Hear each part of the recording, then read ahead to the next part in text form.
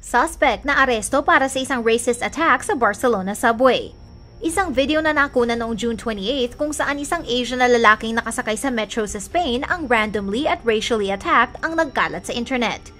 Ayon sa media reports, ang biktima na isang Mongolian na lalaki ay sumakay sa Line 1 train sa isang station sa Barcelona. Nakasakay din sa tren ang ilang mga lalaking hindi nagustuhan ng Asian na lalaki.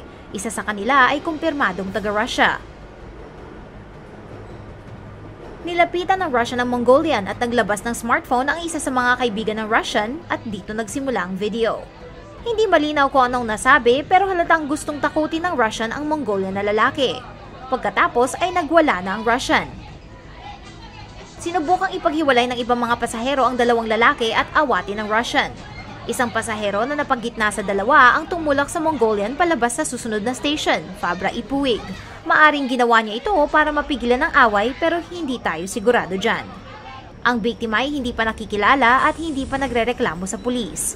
Ang mga imaheng ito ay mabilis na kumalat sa internet matapos itong ma-post sa Twitter ng isang user na nagtago na rin at naisara ang kanyang page.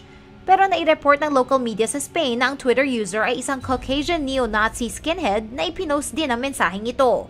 Hindi ako ang nasa video, ako ang kumuha ng video. Ang aking kasamahan ay taga-Russia. Ininsulto kami ng Chinese na lalaki kaya pinatahimik siya ng Russian. Salamat sa mga tips mula sa mga Twitter users na aresto ng pulis ang attacker noong Lunes. Siya ay makakasuhan ng Barcelona City Government.